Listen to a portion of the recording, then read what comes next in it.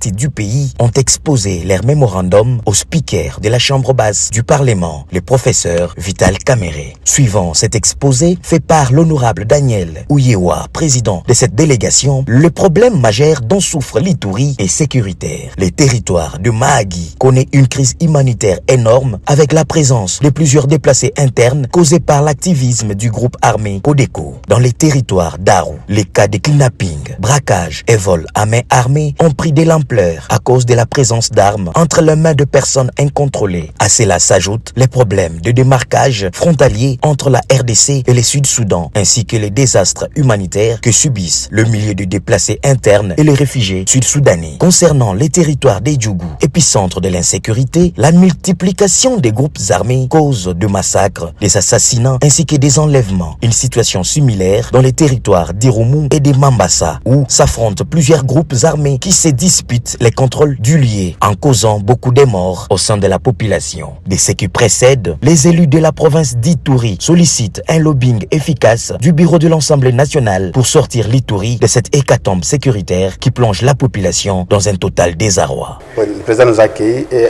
il nous a rassuré qu'il va s'impliquer lui-même pour plaider la cause de l'Ituri. Et nous allons voir qu'avec son implication, l'Ituri peut bel et bien recouvrir la paix. Ainsi, on a essayé aussi de parler de l'investiture du gouvernement, surtout que nous, les coquilles des parlementaires de l'Ituri, nous sommes composés de 28 députés, mais aussi 27 députés nationaux sont de l'Union sacrée. Et nous sommes obligés d'accompagner notre gouvernement.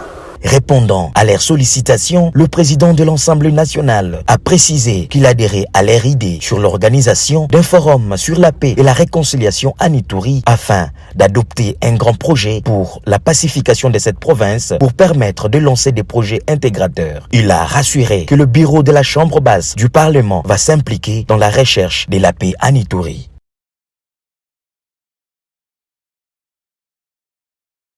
Nous avons été en échange, dans une réunion d'échange avec le président de la Chambre basse du Parlement autour de la question que vous évoquez, celle de l'investiture du gouvernement. Et bien, pour nous, du regroupement A3A, nous nous sommes dit, vous savez, quand votre village est malade et votre maire est malade également, je crois qu'il faut sauver le village parce que vous risquez de manquer ou enterrer votre maire. Et là, c'est l'intérêt supérieur de la nation qu'il y a à sauvegarder, qu'il y a à protéger. Et nous nous sommes dit, nous nous sommes mobilisés pour pouvoir participer à cette plénière qui va être incessamment convoquée pour l'investiture du gouvernement et ainsi passer aux questions vitales de la République, notamment celle de la guerre de l'Est. Et nous avons besoin que ces gouvernements deviennent opérationnels au lendemain de son investiture. Et donc, tous les regroupements politiques A3A s'est mobilisé du gouvernement. Nous avons fait part de nos préoccupations et que cela reste en interne. Et ici, je suis en train d'apprécier l'approche du président de l'Assemblée nationale qui a organisé cet échange franc, profond et sincère. Et je crois que nous, des ABAR-TDC, nous allons tout faire pour que le gouvernement soit investi et que les débats qui auront lieu dans cette Chambre seront profonds, rigoureux et bénéfiques pour la population.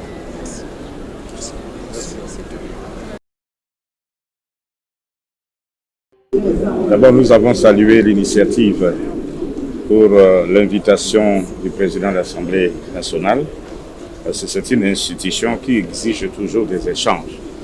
Et dans ces cadres-là, et comme nous sommes en attente effectivement d'un gouvernement qui doit être investi, nous devrions être à son écoute et comprendre sa préoccupation pour que nous soyons un. Et devant la question de concorde du pays, nous avons dit, et parce que nous parlons ici au nom de notre chef, Jean-Pierre Bemba, il est d'accord que nous puissions être avec le bureau pour soutenir à ce que le gouvernement qui devait être investi il y a quelques temps qui va suivre, nous sommes tout à fait d'accord derrière cette démarche et nous insistons que la concorde nationale est un credo important pour le président Jean-Pierre Bemba, au nom de qui nous parlons ici.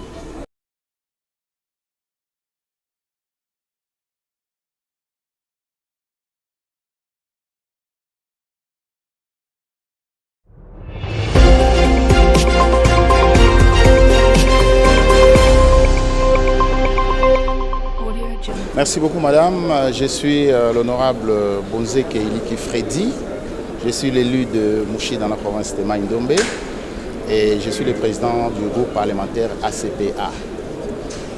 Et nous avons été reçus par l'honorable président et nous avons eu avec lui des échanges très fructueux. Nous lui avons exprimé notre volonté, notre loyauté à notre famille politique, l'Union Sacrée, desquelles découle le gouvernement de Madame la Première ministre Judith Suminwa.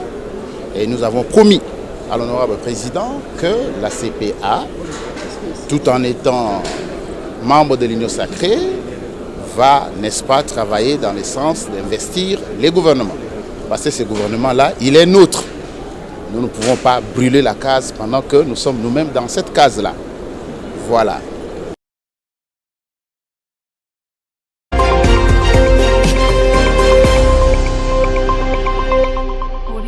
Je parle au nom du regroupement Alliance des Tshisekédistes Unifiés et Alliés. Nous avions été conviés à une rencontre avec l'honorable président de l'Assemblée nationale. Nous avons échangé autour de l'investiture de notre gouvernement. Et je pense que, en dépit de tout ce qui peut se dire, c'est vrai qu'il y a des frustrations à gauche, à droite, mais ce n'est pas le moment pour nous de reculer parce que le peuple est en train d'attendre ces gouvernements. Il y a beaucoup de défis à relever et donc notre regroupement, la TUIA, est partie prenante pour que cette investiture se fasse dans un très bref délai afin de donner la chance à notre gouvernement de faire le travail qui est attendu de lui.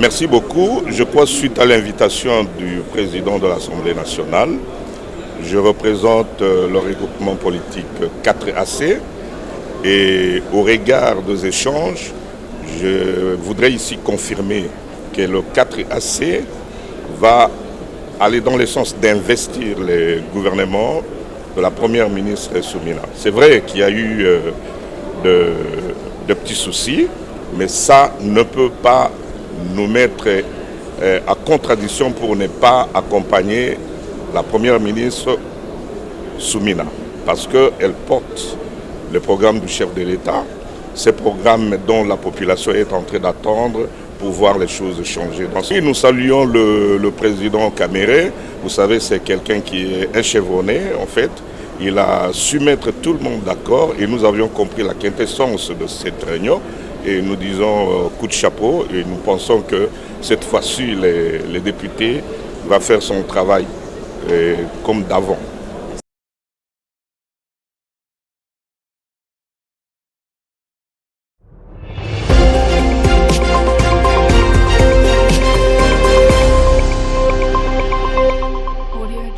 Avant de se parfumer, on se lave. Donc nous aurons l'occasion, lors de l'investiture, de nous exprimer pour que demain, on ne frustre plus les regroupements politiques, les forces politiques ou les simples députés et même tout le peuple congolais pour que nous nous en sortions par rapport à la guerre que nous connaissons il y a plus de 30 ans. Le seul remède, c'est la cohésion nationale. Je répète, le seul remède, c'est la cohésion nationale et l'unité nationale. Donc au nom de mon gouvernement, nous disons que nous allons investir le gouvernement, mais nous allons nous exprimer librement. Là où il y a des plaies, il faudra qu'on puisse les penser. Merci beaucoup.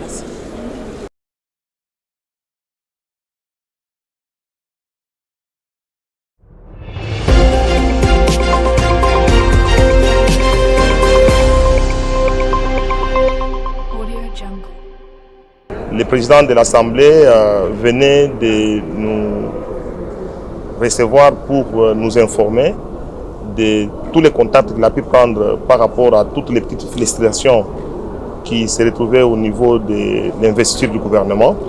En tant que député de l'Union sacrée, nous sommes convenus avec le président que notre gouvernement, le gouvernement de l'Union sacrée, sera bel et bien investi. Tous les députés du groupe parlementaire 3 Alliances voteront positivement et donneront leur volonté positive pour que le gouvernement de l'Union sacrée soit investi les jours où le président aurait à convoquer la plénière qui va pouvoir mettre en place l'effectivité du gouvernement.